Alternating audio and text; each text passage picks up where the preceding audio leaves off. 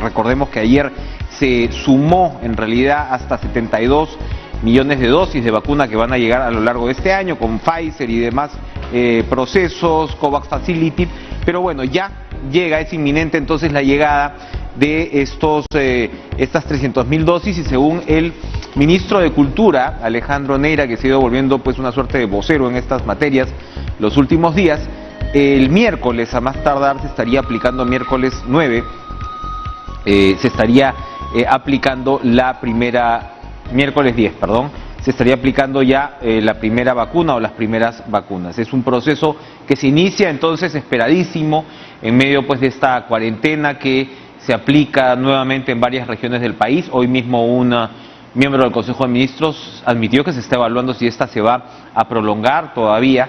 Y bueno, vamos a ir en paralelo, no solamente conviviendo con el virus, sino en medio del proceso de vacunación, incluso pues evaluando si es que estas medidas de restricción continúan. Vamos a conversar con el infectólogo Augusto Tarazona, presidente del Comité de Salud Pública del Colegio Médico. Doctor Tarazona, gracias por estar con nosotros. Buenas noches. Buenas noches, un gusto de saludarles. Bueno, llegan estas primeras 300.000 vacunas, que puede ser que no sea pues una dosis gigantesca, pero estamos hablando igual de la cantidad indicada para ya vacunar alrededor de 150.000 personas. Se ha anunciado que la primera prioridad va a estar en el personal de primera fila. Cuando estamos hablando de ¿tiene usted la idea de aproximadamente cuántos son? Bueno, sí, efectivamente se ha señalado, de acuerdo al plan del Ministerio de Salud, va a ser una forma escalonada en toda la población, empezando por el personal que trabaja en primera fila. En respecto al sector salud, tenemos médicos, enfermeras, técnicos de enfermería, personal de limpieza, personal de laboratorio, personal administrativo que está cercano a las áreas de emergencia, las áreas asistenciales. En relación al personal de salud, se estima que estaría alrededor de 300 a 350.000 personas que estarían aptos para esta vacunación. Pero también hay que entender de que en primera línea están policías, están bomberos y otras profesiones más que estarían también siendo sujetos de la vacunación, que en total estarían sumando alrededor de 500.000 personas, los que estarían en primera línea.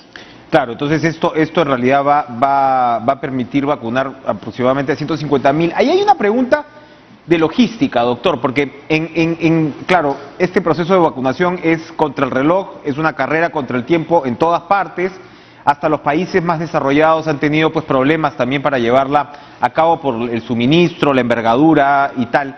Pero por ejemplo, y ya se había anunciado, Joe Biden, ¿no?, había señalado para el caso de Estados Unidos que ellos iban a tener la política de sencillamente ir aplicando las dosis sin necesariamente esperar, o sea, guardar la vacuna para la segunda dosis en esa misma persona. O sea, el objetivo era que las vacunas vayan entrando para poder así expandir más el universo de vacunación en el menor tiempo posible.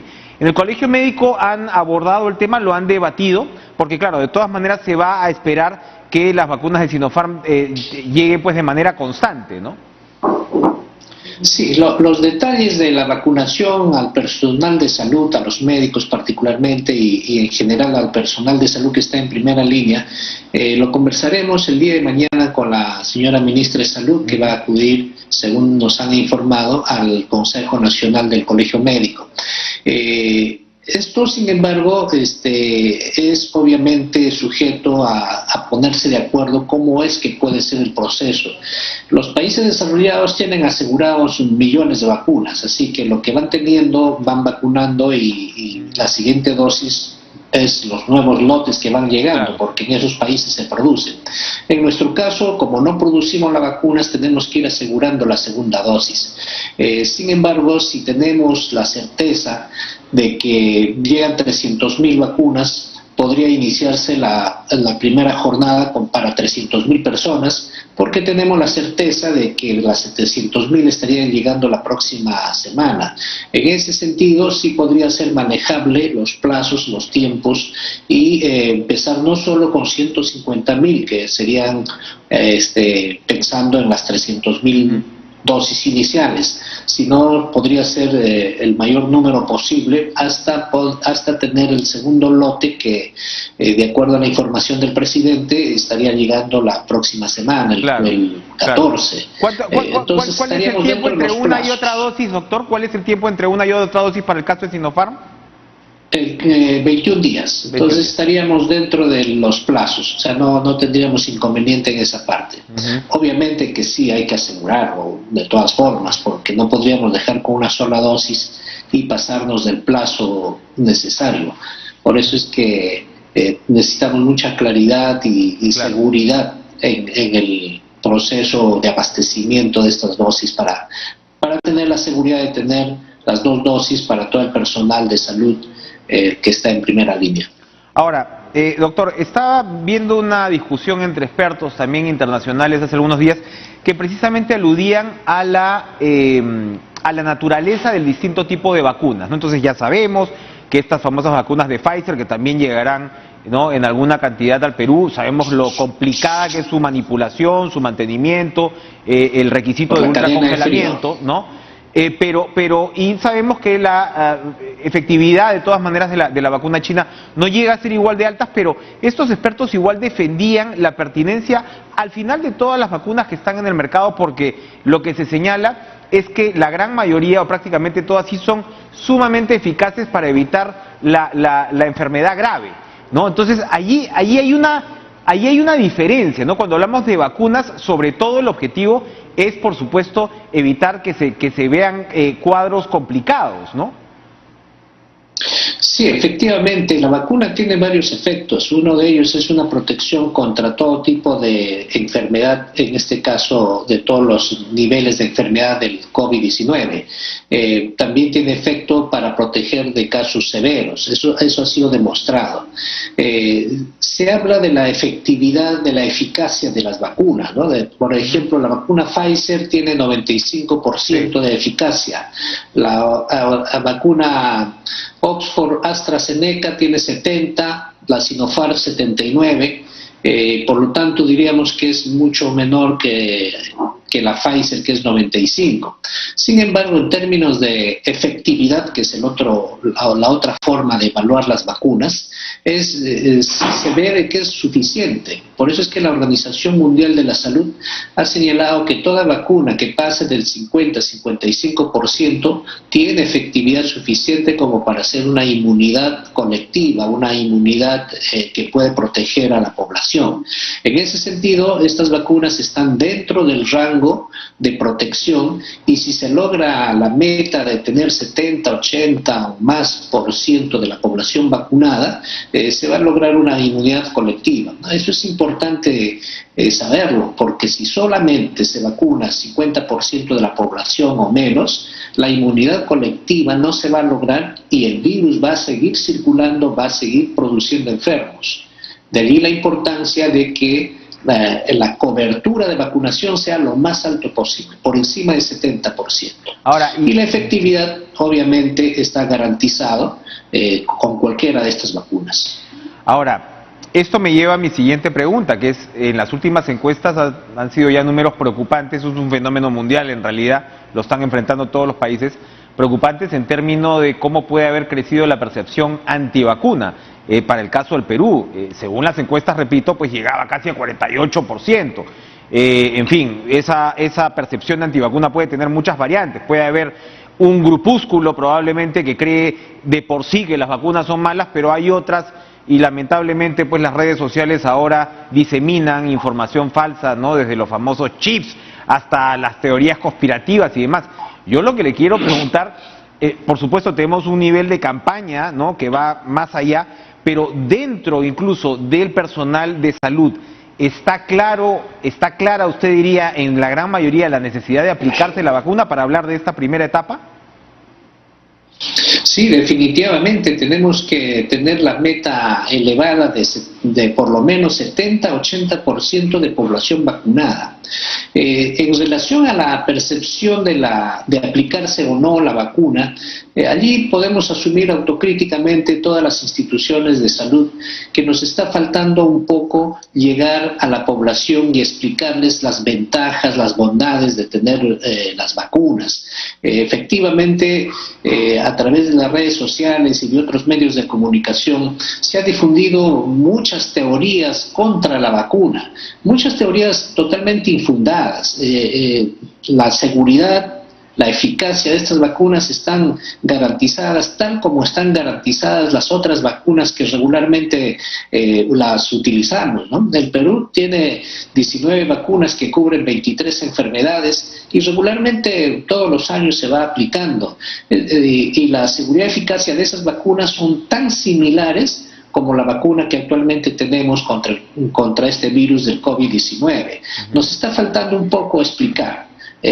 Lo asumimos, obviamente hay más responsabilidades en los roles y entidades del Estado porque son los responsables del tema. Sin embargo, todos los que sabemos las ventajas de tener la vacuna tenemos que hacer un esfuerzo adicional para explicar a la población que estas vacunas no producen daño, no meten un chip a la cabeza, no producen daño al ADN porque no se llega a introducir al ADN y por lo tanto tener la vacuna nos va a permitir de que no hagamos enfermedad y si es que logramos hacer la enfermedad por algún motivo, esta enfermedad no sea severa y podemos salvar la vida.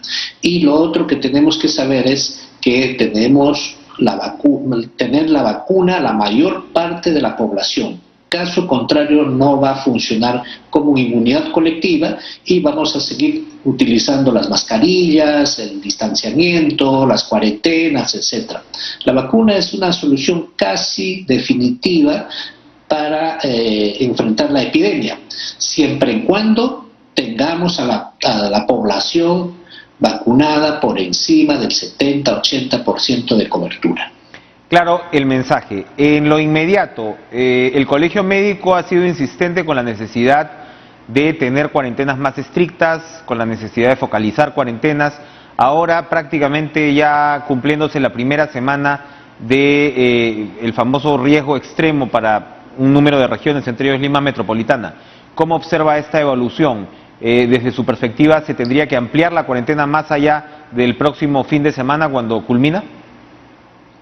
Más que ampliar la cuarentena, lo que se requiere es hacer una mejor focalización, hacer una mejor intervención al detalle de cada territorio. El ejemplo que suelo poner es el de Ancash.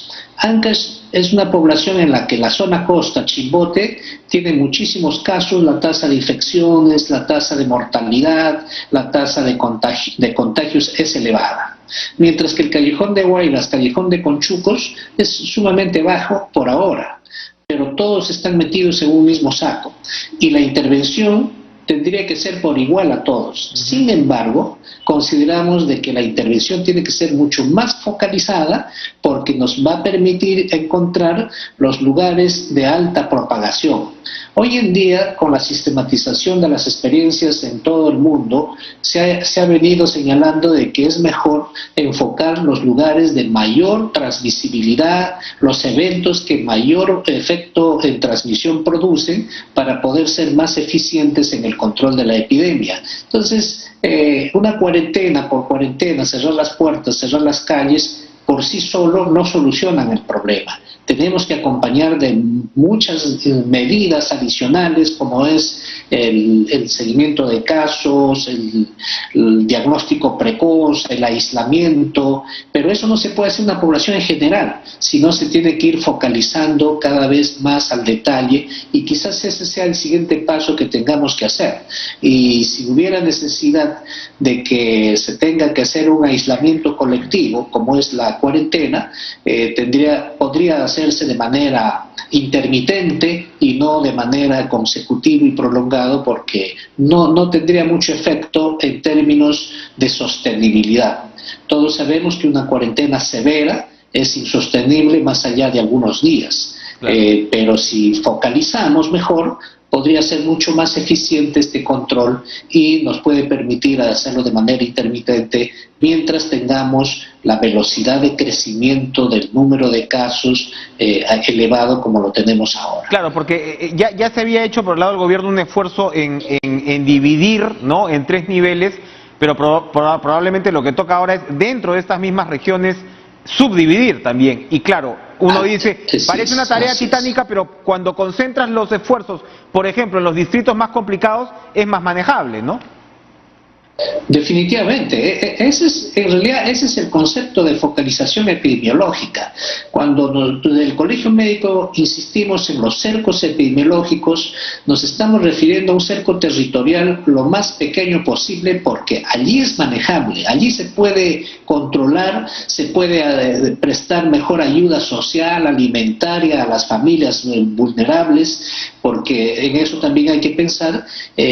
Porque si pensamos en toda una región o en todo Lima metropolitana, es evidentemente sumamente complejo. Tenemos que ir más al detalle. Eso implica un poco ahondar en la investigación operativa epidemiológica que nos permita encontrar los puntos de mayor transmisibilidad en el territorio, en el distrito, en el barrio, en la urbanización, etcétera.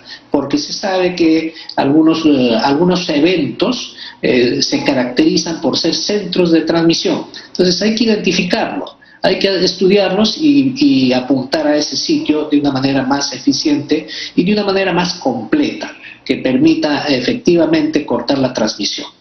Evidentemente, ya deberíamos estar ya con las capacidades desarrolladas para acometer una tarea semejante. Gracias a Augusto Tarazona, infectólogo, presidente del Comité de Salud Pública del Colegio Médico. Vamos a continuar ahora con la congresista Carmen Omonte, presidenta de la Comisión Especial para la Reforma del Sistema de Pensiones, candidata a la primera vicepresidencia por APP.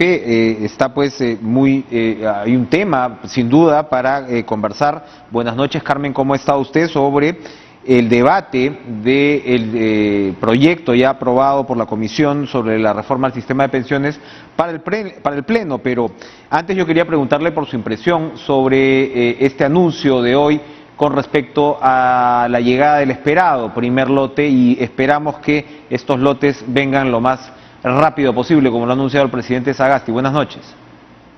Buenas noches, Enrique, gracias por la invitación. Con respecto a esta primera llegada, si bien es un número bastante pequeño de vacunas, entendiéndose que tenemos que hablar de millones, cuando uno habla inclusive de doble dosis que se necesita, hay que saludarla, es un primer esfuerzo, que lleguen más lotes, que puedan garantizar en primer lugar pues a toda la protección de la primera línea de atención, que sería nuestro personal médico, y si a ese le sumamos a esa cifra el de miembros de mesa, que también es un tema urgentísimo, y a nuestro personal de fuerzas policiales, Fuerzas Armadas, pues evidentemente se requiere un mayor número de dosis, ¿no? Pero bienvenidas sean. Pero hay un tema adicional, Enrique, del que a pesar de que sabemos de su importancia, no se ha hablado mucho. El día de ayer no se ha mencionado qué medidas concretas se van a dar cuando asistieron al Congreso de la República, tanto la Premier como los ministros involucrados, que es el tema del oxígeno, que es fundamental. Ya no podemos decir que esta crisis sanitaria nos está cogiendo por sorpresa, ya es cerca de un año que la estamos sufriendo.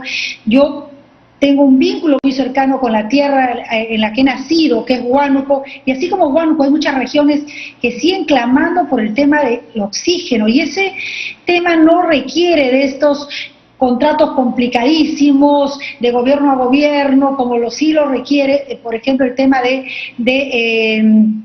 las vacunas. Entonces sí, mi invocación es a que el tema del oxígeno tenga también una prioridad por parte del gobierno, porque realmente implica la diferencia entre vivir o finalmente ceder ante este COVID, y eso es dramático para nuestras familias, para nuestros peruanos. Sin duda alguna. Hemos escuchado ahora a Fiorella Molinelli de Salud incluso exigiéndoles a las empresas que cumplan con su suministro, ¿no? O sea, las empresas tampoco están cumpliendo. En fin, se habla pues de la capacidad de las empresas y demás, pero el hecho es que no está llegando de nuevo el oxígeno, y esta es una lección terrible la que estamos aprendiendo lamentablemente en el país sobre cómo se manejan, ¿no?, ciertos rubros empresariales, por decirlo de alguna forma, y qué tan concentrada. No se ha apoyado, Enrique, no se ha apoyado, no se está apoyando a que haya más empresas que puedan importar plantas de oxígeno. Esa es la queja que recibo de diferentes empresas. En el caso de La Oroya, que provee el oxígeno a Huánuco, a Junín, a Pasco, no es que no quieran entregar el oxígeno, son colas de camiones.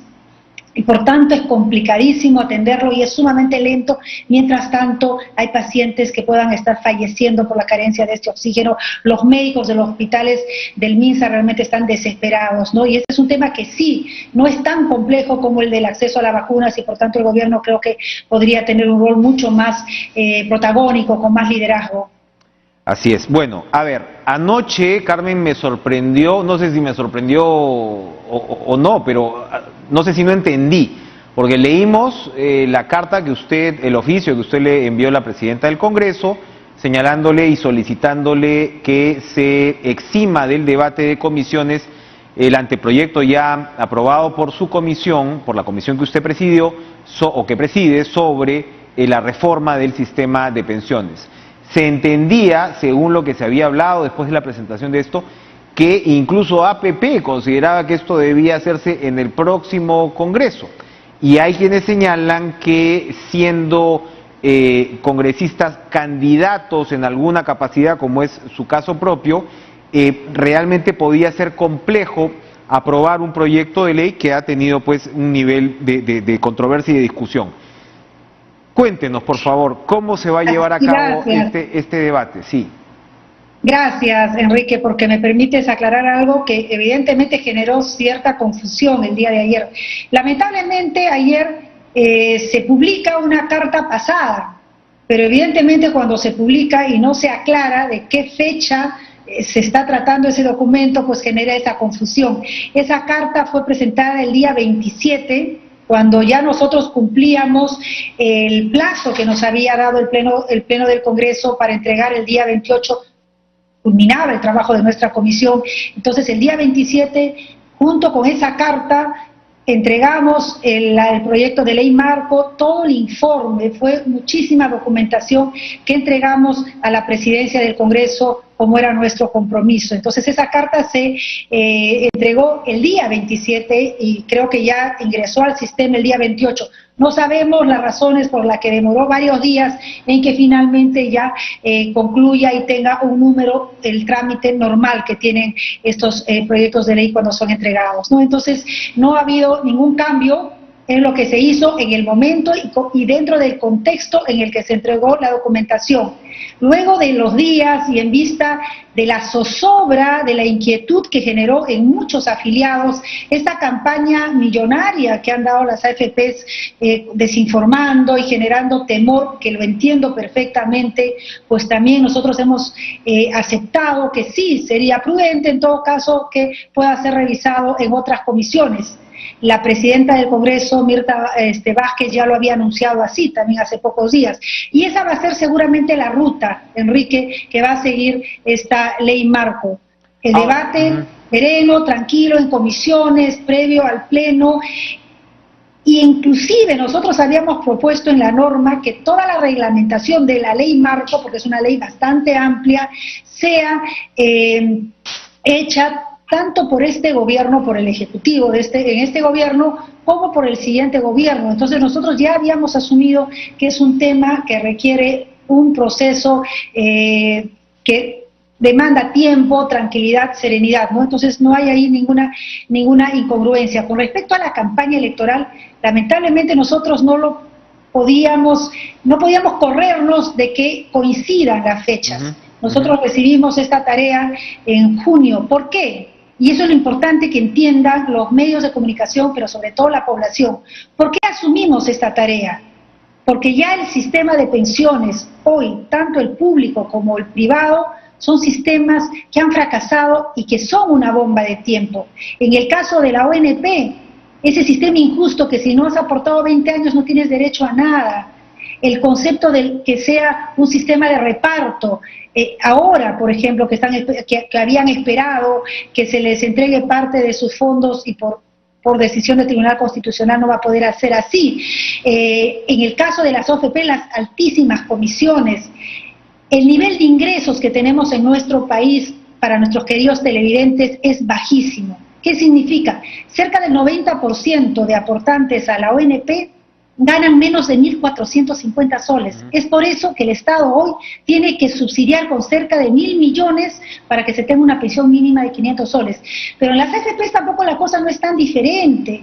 Más del 70% ganan menos de 2.000 soles y sus pensiones con 20 años de aporte tampoco van a ser 500 soles, que ya de por sí es una cifra bastante baja. Y eso requería que con urgencia asumiéramos esta tarea de plantear una ley reforma, que va a servir de base, probablemente con aportes que se tengan que hacer de aquí en adelante, pero hay que tomar el toro por las astas y no podíamos dejar de hacer nuestro trabajo. Vamos a hacer una pausa, vamos a regresar para conversar de la campaña electoral, pero la dejo con una última inquietud sobre este tema. Digamos, la propuesta que generó mayor controversia en este proyecto de ley que todavía, como vemos, está vigente, es el de esta implementación de una organización pública que manejara, administrara las cuentas privadas. A ver si nos puede aclarar un poquito cómo es esa idea, porque yo he visto que incluso en otras propuestas flotaba también una idea similar. Volvemos después de la pausa.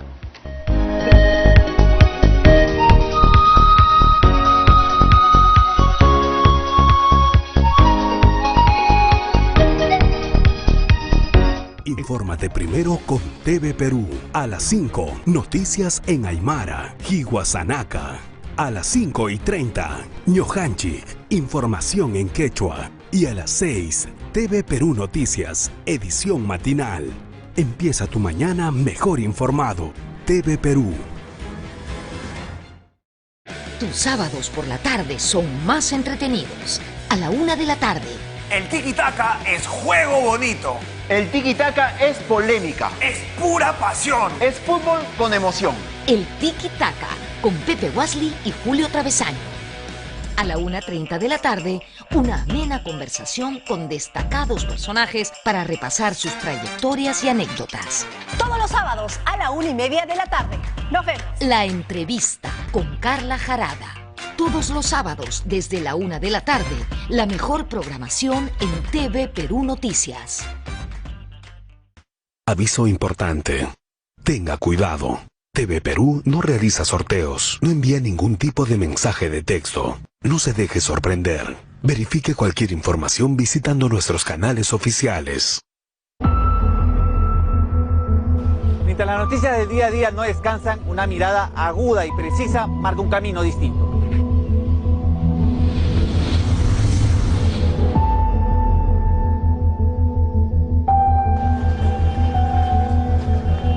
Ahí afuera, en las calles, hay muchas historias. Especiales TV Perú.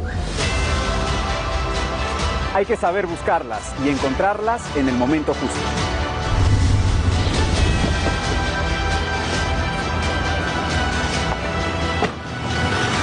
Mientras las noticias del día a día no descansan, una mirada pausada y aguda marca un camino distinto.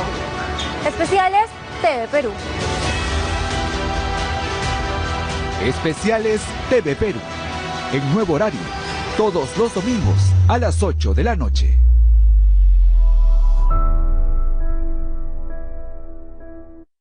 Tus sábados por la tarde son más entretenidos. A la 1 de la tarde. El tiki-taka es juego bonito. El tiki-taka es polémica. Es pura pasión. Es fútbol con emoción. El tiki-taka con Pepe Wesley y Julio Travesaño. A la 1:30 de la tarde, una amena conversación con destacados personajes para repasar sus trayectorias y anécdotas. Todos los sábados a la 1:30 de la tarde. Nos vemos. La entrevista con Carla Jarada. Todos los sábados desde la 1 de la tarde, la mejor programación en TV Perú Noticias. Hola, soy el corresponsal Víctor Apaza y cubro la región Puno en TV Perú Noticias. Soy la corresponsal Milka Pacheco y cubro la región Tumbes en TV Perú Noticias. Soy el corresponsal Gerson Espíritu Llana, cubro la ciudad de Huacho en TV Perú Noticias. TV Perú Noticias, el canal informativo del IRTP. Infórmate primero con TV Perú. A las 5, noticias en...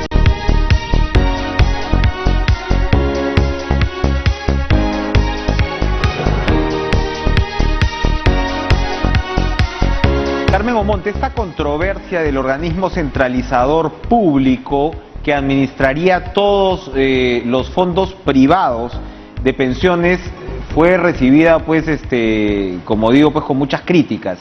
¿Cómo las ha evaluado? Gracias, Enrique, porque es importante aclararlo y lo intentamos hacer en todos los medios cuando tenemos posibilidades. Es falso que se va a estatizar los fondos de los afiliados.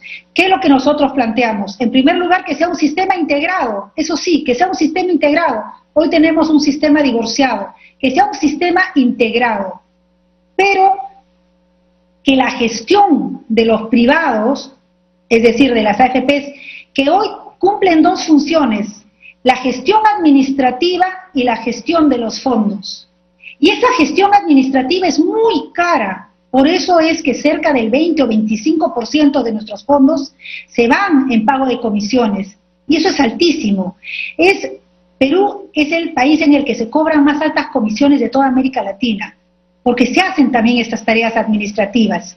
¿Qué es lo que nosotros proponemos? Que esas tareas administrativas la haga un ente estatal y que lo haga con eficiencia, es tecnología, es decir, la afiliación, la recaudación, pero que los fondos sean manejados siempre por privados. Las AFP sí desean seguir compitiendo, pero que también abramos la cancha para que entren los bancos, para que entren otros gestores financieros a nivel internacional y que las comisiones se cobren solo en base a la rentabilidad. Eso va a hacer que la calidad de las pensiones sean mucho mejores. En ningún momento, ahora van a ser, en este nuevo sistema, si es que se aprobase, van a ser cuentas individuales. Eso es un tema también importante que aclarar. No va a ser un sistema de reparto como hoy es la ONP. Van a ser cuentas individuales. Entonces, los privados, que pueden ser las AFPs también, si desean seguir compitiendo, van a gestionar los fondos, van a capitalizar esos fondos, y eso es importante. Y la parte administrativa, para que le cueste menos a los peruanos, a las peruanas, puede ser perfectamente hecha por esta entidad estatal a la que le vamos a dar autonomía institucional, rango constitucional como el Banco Central de Reserva a través de una modificación constitucional. Por eso es que lo hemos planteado con toda la responsabilidad posible, con transición, con progresividad. Se busca la garantía de una pensión mínima, pensiones universales, pensiones proporcionales, que si uno no tiene un fondo que te va a permitir tener una pensión digna, puedas retirar el 100% de ese fondo más la rentabilidad que ganaste. Estamos buscando atraer a los independientes, a los informales, porque eso también nos critican, nos dicen, no vamos a mejorar la cobertura. Por supuesto que sí, porque estamos planteando mecanismos como el capital semilla, como el copago y otros mecanismos no financieros para atraer a los independientes, a los informales. Vamos a crear una defensoría del afiliado. En fin, consideramos que es una propuesta muy seria, responsable, que busca una mejor pensión para todos los peruanos, pensando sobre todo en el futuro. Debido a las críticas, seguiremos trabajando como institución y con todo el tiempo que sea necesario, porque es una reforma importante, pero a la que no le podemos dar la espalda. Hay que enfrentar problemas. Se nos va el tiempo, pero rápidamente, sigue firme la candidatura de César Acuña. ¿Qué se espera en los próximos días? Él se ha quejado también de que en CADE no esté invitado por el tema de las encuestas. ¿Cómo están encauzando esta campaña a partir pues ya de este mes de febrero? Con mucho optimismo, César Acuña se encuentra en este momento en Piura.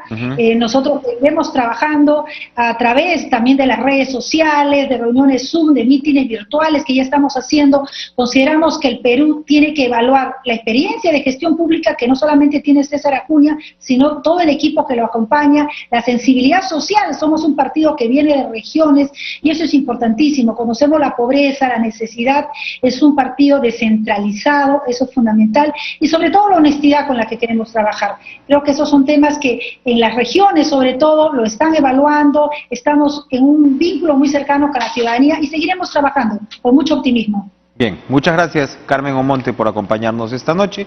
De inmediato nos quedamos en el Parlamento de la República porque le damos la bienvenida a Carlos Pérez Ochoa, congresista de Acción Popular, presidente de la Subcomisión de Acusaciones Constitucionales, a propósito de un importante avance que se ha dado con respecto a los ex consejeros del Consejo Nacional de la Magistratura, a los cuales por organización criminal se les está acusando tanto a Julio Gutiérrez como a Orlando Velázquez. Se le ha probado acusar en esta subcomisión a ambos por estos graves cargos pues de corrupción en los cuales se vieron involucrados. Congresista Pérez Ochoa, gracias por estar con nosotros esta noche. Enrique, muchas gracias por la invitación. Siempre un gusto poder participar en tu programa. ¿Cómo se llegó a esta decisión? Es un avance importante. Bueno, hay que hacer una corrección. El avance ha sido hoy ya en la comisión permanente. Lo de la subcomisión había sido superado. Y un dato importante, luego de 30 meses, un caso de una acusación constitucional ha llegado a la comisión permanente. Hoy fue aprobada por unanimidad los casos de ambos ex magistrados. Ya en una anterior sesión, la semana pasada, habíamos aprobado 3. Son 5 ex magistrados que están comprendidos en esta denuncia constitucional. El siguiente paso es que ya lo vamos a llevar al Pleno. Si el Pleno, luego del debate correspondiente, opta por aprobar esta denuncia constitucional, entonces este manto de protección que tienen los altos funcionarios previsto en el artículo 100 de la Constitución será despojado y permitirá que sean juzgados por la justicia ordinaria. Y son casos especialmente escandalosos, ¿no? El del señor Gutiérrez y el del señor Velázquez. Uno recuerda precisamente los audios del señor Gutiérrez, donde prácticamente pedía una coima, exigía una coima, que había tenido que cambiar las notas de los postulantes, había tenido que forzar la máquina, ¿no?, para que la persona a la que querían beneficiar pase directamente, y es un caso efectivamente, como repito, indignante y escandaloso. Pero entonces le volteo la pregunta, usted me la ha centrado bien. ¿Por qué se tomó tanto tiempo entonces para que se llegue a esta decisión? Bueno, esta denuncia proviene de la gestión del Congreso anterior. En este Congreso es donde ha tenido sendos avances y los resultados saltan a la vista. Esta mañana coordinaba con el oficial mayor del Congreso para que puedan programar un pleno exclusivamente para ver temas tan delicados y los peruanos puedan entender finalmente de que este Congreso sí está comprometido en sacar adelante estas denuncias constitucionales que, como muy bien dices, han sido hechos escandalosos, ¿no?, que han realmente ocasionado mucho daño a la vida política de nuestro país, porque se trata de altos funcionarios. Aquí no se trata pues de un funcionario de menor nivel o de mediana talla, sino altos funcionarios que debemos entender pues son los que deben guiarse y manejarse con la mayor probidad profesional y ética. Ahora, el lunes se supone que se va a votar el informe que acusa a Edgar Alarcón.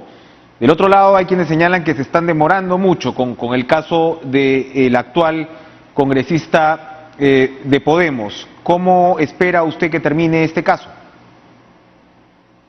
Mira, aquí hay que hacer una acción. El día de ayer, el día jueves, se citó a un plenario de la Subcomisión de Acusaciones Constitucionales para recibir el informe final de la congresista delegada respecto a una de las 3 denuncias constitucionales del excontralor y actual congresista Edgar Alarcón. Ella expuso, la congresista Tocto, Felicita Tocto, expuso por alrededor de 60 minutos, pero ya con antelación habíamos recibido la convocatoria al Pleno. Y obviamente, pues, todos los integrantes de la subcomisión teníamos que acudir al Pleno. Es por ello que se optó por reprogramar el avance de esta sesión, la continuación de esta sesión, para el día lunes. Y el día lunes habrá la continuación. Lo que necesitamos es garantizar de que cada uno de estas acciones se realice con la mayor transparencia posible. No olvidemos que a petición y en ejercicio de su derecho, la audiencia de este caso fue reservada, no la pudo conocer la población, no la pudieron conocer los peruanos. Entonces ahora va a haber la oportunidad en el debate, en el cual ya no va a estar presente el denunciado, de que los congresistas integrantes de la subcomisión puedan dar aportes, enriquecer el informe final que ha hecho la congresista Tocto y se proceda a la votación. Yo tengo la seguridad de que el día lunes vamos a realizar esta votación.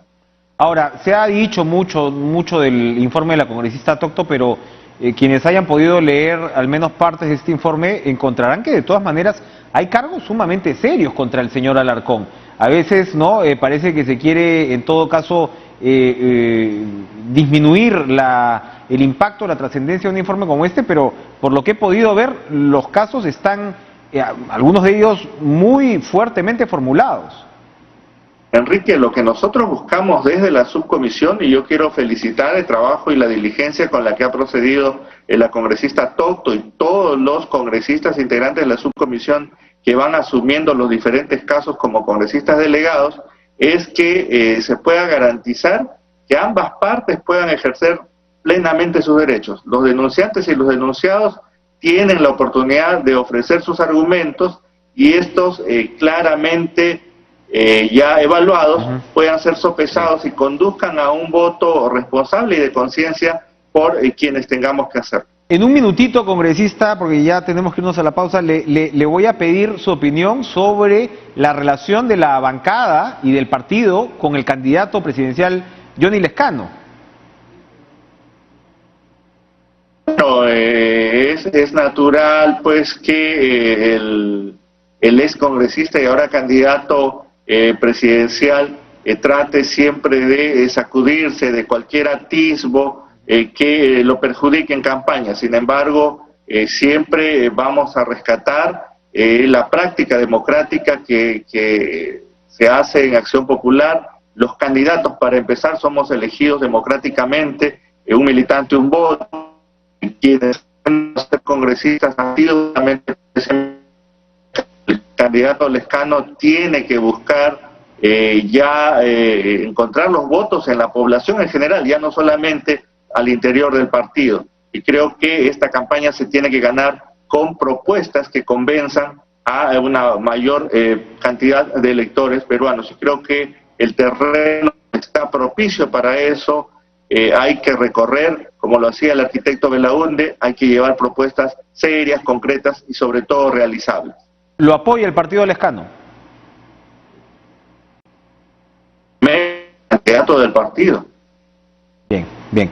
Gracias, congresista Carlos Pérez Ochoa, por acompañarnos esta noche. Vamos a ir a una pausa y regresamos con Ciro Gálvez, candidato presidencial por Renacimiento Unido Nacional RUNA.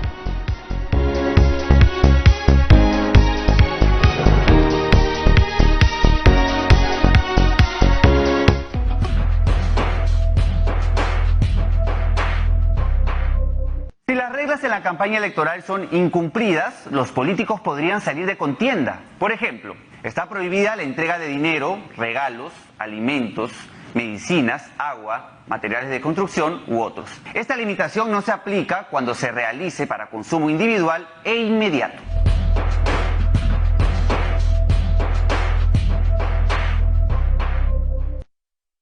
Colaboremos con las autoridades de salud para disminuir los contagios de COVID-19.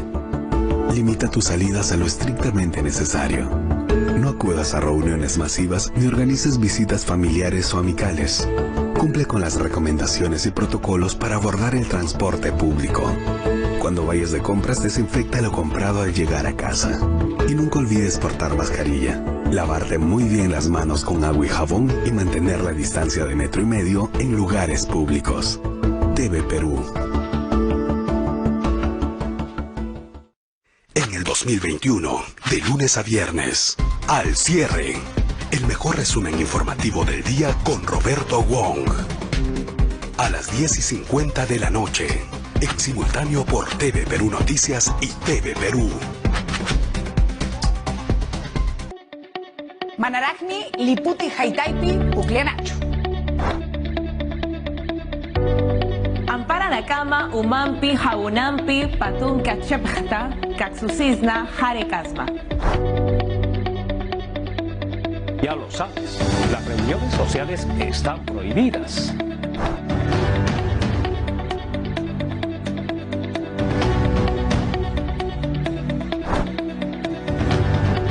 En TV Perú Noticias, el canal informativo del IRTP.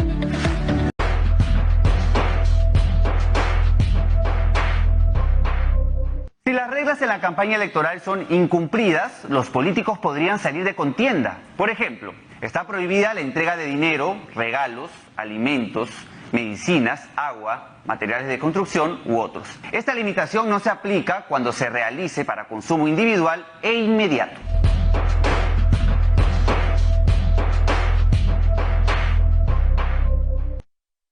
Colaboremos con las autoridades de salud para disminuir los contagios de COVID-19. Limita tus salidas a lo estrictamente necesario. No acudas a reuniones masivas ni organices visitas familiares o amicales. Cumple con las recomendaciones y protocolos para abordar el transporte público. Cuando vayas de compras, desinfecta lo comprado al llegar a casa. Y nunca olvides portar mascarilla. Lavarte muy bien las manos con agua y jabón y mantener la distancia de 1,5 metros en lugares públicos. TV Perú. En el 2021, de lunes a viernes, Al Cierre, el mejor resumen informativo del día con Roberto Wong. A las 10:50 de la noche, en simultáneo por TV Perú Noticias y TV Perú. Manaragni, Liputi, Haitaipi, Puclenacho. Ampara Nakama, Umampi, Jaunampi, Patun, Kachepjta, Kaxusisna, Harekasma.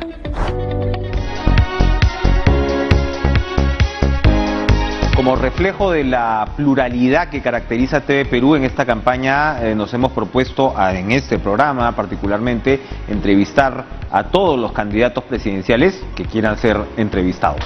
Vamos a darle la bienvenida ahora a Ciro Gálvez, candidato presidencial por Renacimiento Unido Nacional, RUNA, con quien hemos conversado anteriormente el año pasado, precisamente destacando el origen quechuahablante de este movimiento, de este partido, y de la diferencia pues que pretenden marcar desde esta plataforma. Señor Gálvez, gracias por estar con nosotros. Buenas noches. Enrique, gracias a ti por esta entrevista y eso de la pluralidad. Por favor, cuéntenos, evidentemente el tema ahora mismo es la pandemia, es el rasero con el cual habría que comenzar a conversar con todos los candidatos presidenciales, es el ¿qué haría yo? Por supuesto, ojalá pues ofreciendo propuestas realizables, viables, factibles. ¿Qué es lo que usted haría frente a la pandemia? Bueno, lo primero que hay que hacer es implementar los centros médicos y centros de salud más alejados del Perú para que puedan brindar atención preventiva. A los primeros síntomas ya deben ser tratados los ciudadanos, sin esperar a que ya no puedan respirar y vayan al hospital solamente a morir. El Estado, según la Constitución, garantiza la salud de los peruanos, pero ahora hace exactamente lo contrario. Deja que estén moribundos para esperarlos solamente a morir en el hospital. Otra cosa importante que hay que hacer es dar accesibilidad universal a todos los peruanos y también reconocer el heroísmo de los médicos y enfermeras, mejorando los sueldos. Es indignante que hoy en plena pandemia, por ejemplo, haya existido un paro médico. Y hay tantas otras que se puede hacer. Valernos por nuestros propios recursos, por ejemplo, esto de depender de vacunas traídas del otro lado del planeta, es demostrativo de que el Perú es un país totalmente atrasado, desorganizado, que ni siquiera impulsa la investigación científica en el Perú. Hoy sabemos que hay vacunas ya para poder ser aplicadas en el Perú, pero el Estado prefiere comprarlo de la China porque sabe Dios qué ventajas tendrán los que tienen a cargo esas negociaciones. Ahora, pero el tema de la fabricación de las vacunas, pues más fácil decirlo que hacerlo, ¿no? O sea, esto es evidentemente una falla estructural que comparten, por cierto, además, y no es para felicitarse, pero varios países de América Latina. Uno ve que en la mayoría de casos todos están en ese punto. El tema es que se hace ahora, ¿no? El tema es ese. Por otro lado, agilizar la venida de las vacunas, porque es criticable que un Estado soberano como el Perú esté dependiendo de que hay o no hay un vuelo comercial. Es algo absurdo. Yo creo que el Estado peruano tiene la logística suficiente para mandar un avión y traer y no permitir que mueran tantos peruanos, es algo desesperante. Y la indiferencia del señor Sagasti, carambas, es algo que da mucho que desear cuando lo vemos ahí bien sentadito en la presidencia de la República, pero no soluciona las cosas. Ahora, pero también, le insisto, y sin ánimo de defender a nadie, o sea, usted dice la indolencia del Estado que deja morir, ¿no? La indiferencia del presidente, pero a ver, estamos hablando pues de un Estado que así ha funcionado por mucho tiempo. A veces los candidatos vienen y nos dicen, es como si se fuera a apretar un botón y todo va a cambiar. No es tan fácil, ¿no? No hay una varita mágica para salvar instantáneamente las cosas, pero precisamente ese es el quid del asunto. ¿Cómo cambiar, reestructurar totalmente el Estado para hacerlo más eficiente, menos burocrático y un Estado libre de corrupción? Que esas son las grandes trabas en el Estado peruano actual. ¿Y cuáles serían sus medidas para hacer un Estado más eficiente y menos burocrático? Reestructurar todas las instituciones del Estado, una nueva constitución, convocar de inmediato a una asamblea constituyente. Es la única forma de que todos los peruanos podamos ponernos de acuerdo sobre cómo debe estar organizado el Estado de manera más eficiente para evitar tanta corrupción, tantos delitos contra los deberes de función en el Ministerio Público, en el Poder Judicial, en el Congreso de la República, en la Presidencia. Esto no exige solamente reformas simples, sino refundar la República para que sea más inclusiva, más justa, más humana. Pero señor Gálvez, usted me está diciendo que no hay varita mágica, pero me está describiendo una Constitución exactamente como una varita mágica. No, precisamente hay que entender que este es una labor gradual de reformar totalmente el Estado, pero hay que hacerlo desde ya, pero esa voluntad de hacerlo no está en los políticos que ya gobernaron el país, en los políticos tradicionales, está en las promociones nuevas, en los nuevos protagonistas en la política que hoy estamos candidateando. Pero lamentablemente no se está promocionando los grupos nuevos. Por eso le agradezco por esta entrevista. Los medios de comunicación prefieren a 3 o 4 candidatos de partidos que precisamente son los que trajeron esta debacle nacional, y es por eso que desde acá le hago una invocación a los medios de comunicación para que entrevisten por igual a todos los candidatos, porque no hacerlo es privar a la ciudadanía el derecho de estar informados y de conocer todas las alternativas que existen en el país. ¿Usted es más pro mercado o más pro Estado? Ningún extremo es bueno, tiene que ser una cosa intermedia. No podemos tampoco dejar que el Estado esté totalmente ajeno al mercado. No es bueno estatizar todo, pero hay cosas que sí el Estado tiene que tener una intervención más directa, y esto de la salud, por ejemplo, no podemos dejar en manos de la empresa privada. El Estado tiene que asumir decisiones firmes, fuertes, trascendentales. Por ejemplo, acá, y todos los Estados miembros de la OMS obedecen a pie juntillas a esta institución, pero sabemos que la OMS está auspiciada por las grandes transnacionales, los laboratorios que fabrican las medicinas, y es por eso, y por algo será que Estados Unidos, el país más poderoso del mundo, se retiró. La OMS es parte del sistema multilateral de Naciones Unidas. ¿Usted propondría retirarse del fuero de la OMS? Tan precipitadamente no, pero hay que ver, lo primero es la salud del pueblo. Muy bien. Ciro Gálvez, candidato presidencial por Renacimiento Unido Nacional, gracias por esta intervención. Vamos a ir a una última pausa y regresamos con Cara a Cara. No se vayan.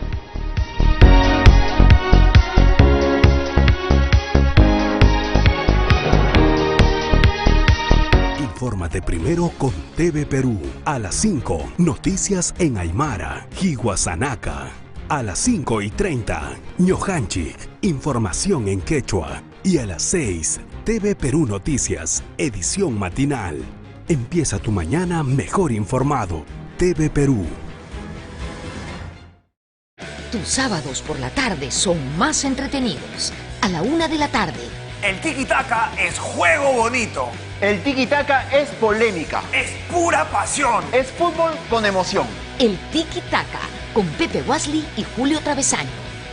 A la 1:30 de la tarde, una amena conversación con destacados personajes para repasar sus trayectorias y anécdotas.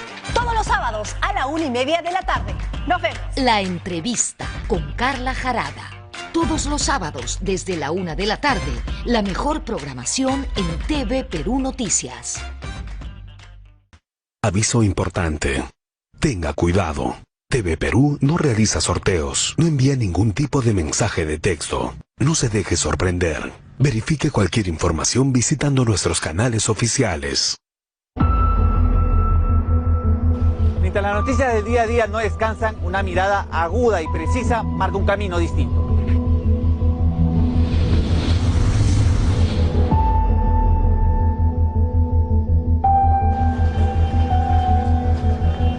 Ahí afuera, en las calles, hay muchas historias. Especiales TV Perú. Hay que saber buscarlas y encontrarlas en el momento justo.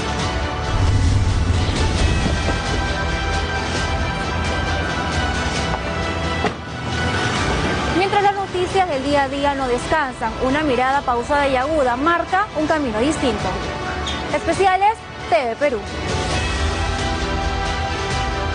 Especiales TV Perú. En nuevo horario, todos los domingos a las 8 de la noche.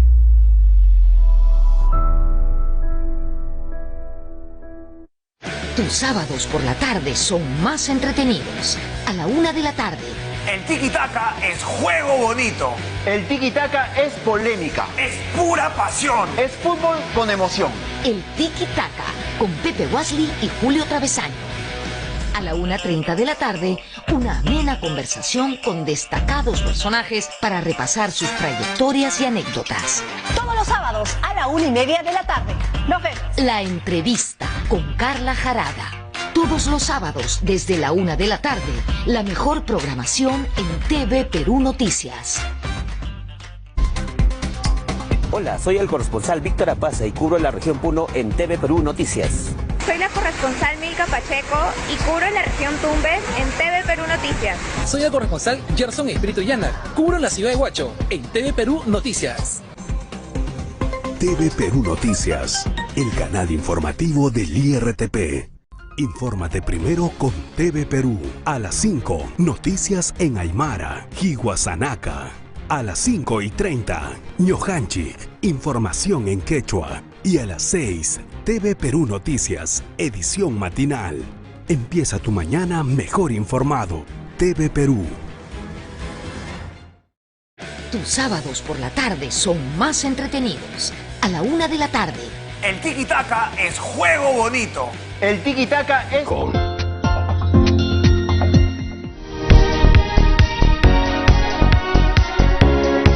Vamos a estar todos como Tatú en la Isla de la Fantasía gritando el avión. El avión va a llegar el domingo, este domingo 9 a las 7:40, no, domingo 7 a las 7:45 de la noche, y se espera que el proceso de vacunación empiece el martes o a más tardar, como ha dicho el ministro de Cultura Alejandro Neira, el miércoles. Así que todos los detalles los va a tener, por supuesto, en las señales informativas, en los programas informativos de TV Perú, y en este humilde espacio también discutiremos todo ese desarrollo. Gracias por estar con nosotros esta semana. Sigan con la programación de TV Perú, sigan con Cuerpo Médico, no bajen la guardia. Nos vemos el lunes. Adiós.